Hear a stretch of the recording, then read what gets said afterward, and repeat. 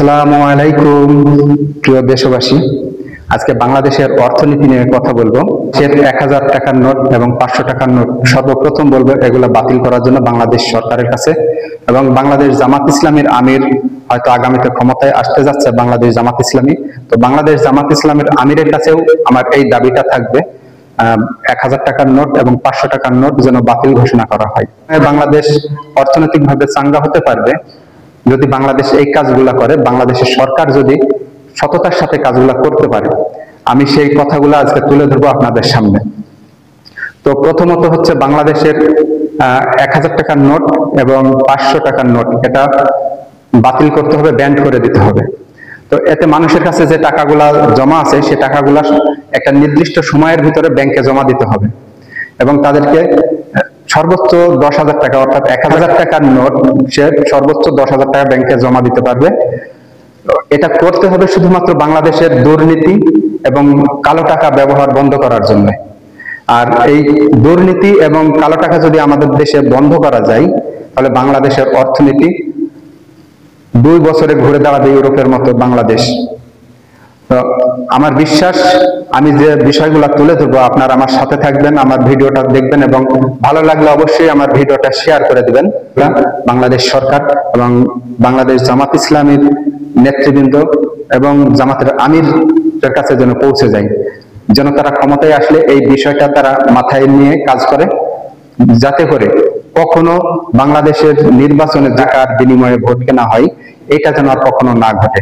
এই কালোবাজারি বন্ধ করতে হলে একমাত্র 1500 টাকা বন্ধ করতে হবে।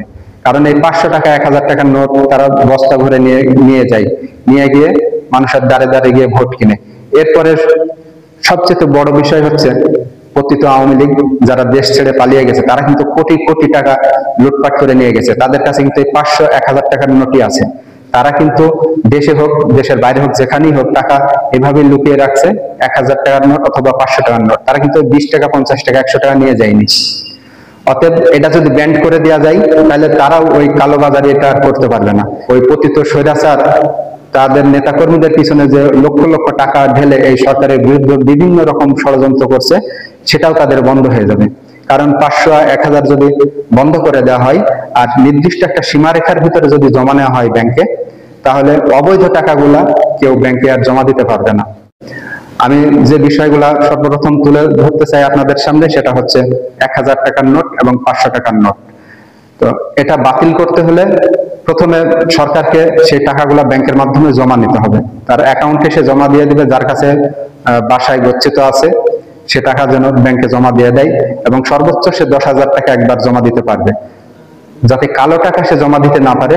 শুধু এই কারণেই একটা নির্দিষ্ট সীমাবদ্ধতা থাকবে। মানে টাকা ব্যান্ড করে দেওয়া হবে, যে পরিমাণে অর্থ ব্যান্ড হবে সেই পরিমাণ টাকা 100 টাকা 50 টাকা 20 টাকা এগুলো নতুন করে বাংলাদেশ সরকার আবার ছাপাতে পারে, ছাপিয়ে সেই অর্থনৈতিক সংকট পোছাইয়ে নেবে। মানুষ হয়তো ভাবতে পারে যদি এরা 500 টাকার নোট যদি না থাকে তাহলে আমরা কিভাবে বাজার করবো, এত তো টাকার বস্তা সাথে নিয়ে যাওয়া লাগবে না। আসলে সেটা না। আমি যে বিষয়গুলো আপনাদের সামনে উপস্থাপন করব এবং দেখাবো, ইউরোপের দেশগুলা যে ডিভাইস ব্যবহার করে, যে ডিভাইসগুলো দেখে আসি, ডিভাইসগুলো দেখি। এটা সেই ডিভাইস। এই ডিভাইসের সামনে আপনি কার্ডটা ধরলেই আপনার কার্ডে থেকে টাকা কেটে নিবে। যে পরিমাণে আপনার বিল আসবে সে বিল এখান থেকে কার্ডে কেটে নিবে, পে হয়ে যাবে এখান থেকেই। আর এই পাশে যে ফুটাটা দেখছেন, এমনি দিয়ে কার্ড ঢুকাবেন, যাদের পাসওয়ার্ড দেওয়া আছে তারা এইখানে কার্ড ঢুকে দিয়ে ওপরে স্ক্যান, টাচ স্ক্যান আছে, এখানে আপনি পিন উঠাবেন, পিন দিলে আপনার বিল কেটে নিবে। অর্থাৎ আপনার পিন থাকলে আপনার কার্ড হারিয়ে গেলেও ভয় নাই, আপনার ব্যাংক অ্যাকাউন্ট থেকে টাকা কাটার মতো। এরপরে এখানে আছে আপনার বিলের কাগজ, আপনি কয়টা বিল দিয়েছেন সে তার রিসিপ্ট এখান থেকে বের হয়ে আসবে, এখানেও নেই কোনো সমস্যা। এরপরে এখানে আপনি মোবাইলে আপনার যদি কার্ডের থাকে সেটা দিয়েও আপনি পে করতে পারবেন। এই ডিভাইসের মাধ্যমে আপনি কার্ডে টাকা পে করতে পারবেন, আপনার মোবাইলের মাধ্যমে পে করতে পারবেন। বিভিন্ন সিস্টেম আছে আপনার টাকা পে করার জন্য। আপনি যদি 1 টাকার মালও কিনেন সেক্ষেত্রে আপনি 1 টাকা 50 পয়সা যাই কিনেন সেটা আপনি ওখান থেকে পে করে দিতে পারবেন। আপনার খুচরা পয়সা সাথে নেওয়ার কষ্টকর, কিন্তু এখানে আপনার যদি 5 পয়সা বিল আসে, সেই 5 পয়সা বিলও এই ডিভাইসের মাধ্যমে দিয়ে দেওয়া সম্ভব, এবং এতে লাভবান হবে কাস্টমার এবং দোকানদার, দুজনেই লাভবান হবে। এতে হবে কি, সাধারণ জনগণ টাকা বয়ে নিয়ে যাওয়া বা নিয়ে বেড়ানো, এক স্থানান্তর করা, এতে ভীষণ বিপজ্জনক। রাস্তায় চুরি ডাকাতি ছিনতাই এগুলো আমাদের দেশে হয়েই থাকে। যখন এই ডিভাইস ব্যবহার হবে, কার্ড ব্যবহার হবে, তখন এই ধরনের চুরি ছিনতাই এগুলো বন্ধ হয়ে যাবে, কারণ তাদের কাছে কার্ড থাকবে, নগদ ক্যাশ থাকবে না। আর যখন নগদ ক্যাশ থাকবে না, তখন চ্যালেঞ্জ করে বলতে পারে 80% ছিনতাই দেশে বন্ধ হয়ে যাবে, চুরি ডাকাতি বন্ধ হয়ে যাবে। এরপরে বন্ধ হবে সবচেয়ে আমাদের দেশের রাঘব বোয়ালদারে দুর্নীতি এবং টাকা দিয়ে ভোট কেনা। মানুষ 500 টাকার নোট, 1000 টাকার নোট ধরে দেয় একজন ভোটারকে, এবং সেই ভোট দিয়ে সেই ভোটারের ভোট কিনে নেয় বাংলাদেশের রাজনীতিবিদরা।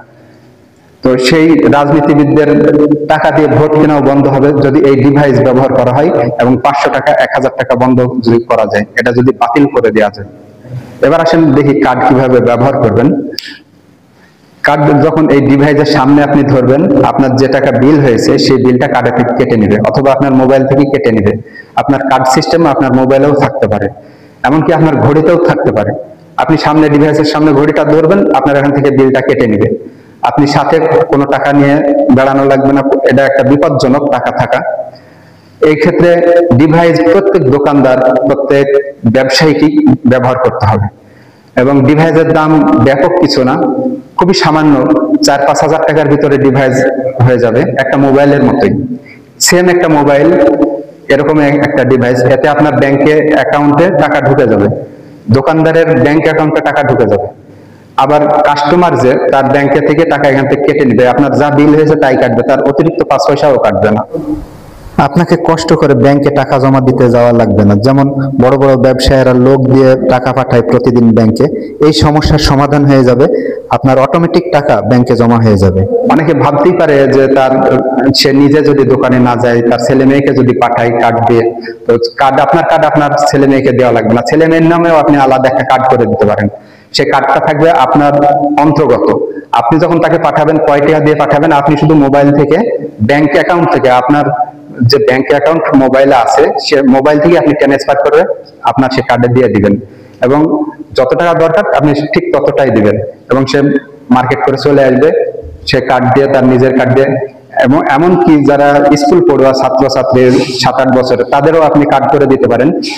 সেটা ব্যাংক কার্ড না, ওয়ালেট কার্ড আছে, এই ওয়ালেট কার্ড করে দিলেন। হয়তো একজনের স্কুলে যাতায়াত খরচ বা টিফিন খরচ, আপনি সেখানে 20 টাকা বা 30 টাকা দিয়ে দিলেন পার ডে, সে ওই কার্ড ব্যবহার করে 20 টাকা 30 টাকায় ব্যবহার করতে পারবে, সে অতিরিক্ত অপচয় করতে পারবে না বা চুরিও করতে পারবে না।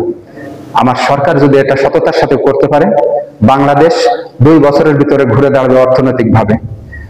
আজ বাংলাদেশের মানুষ বিশ্বের অন্যান্য দেশগুলোর যে কাজের উদ্দেশ্যে যে থাকে, এক সময় হয়তো অন্যান্য দেশগুলো বাংলাদেশে আসতে বাধ্য হবে কাজের জন্য, কারণ বাংলাদেশের অর্থনৈতিক ঘুরে দাঁড়াতে সময় লাগবে না।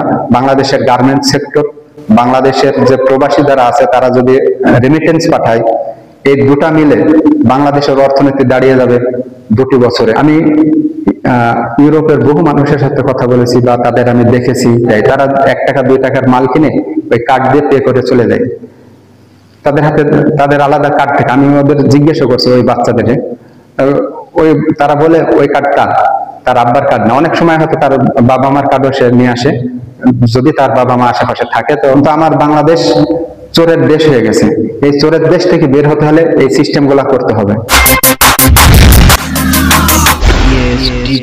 সত্যের সন্ধানে দেশ ও জাতির কথা বলে।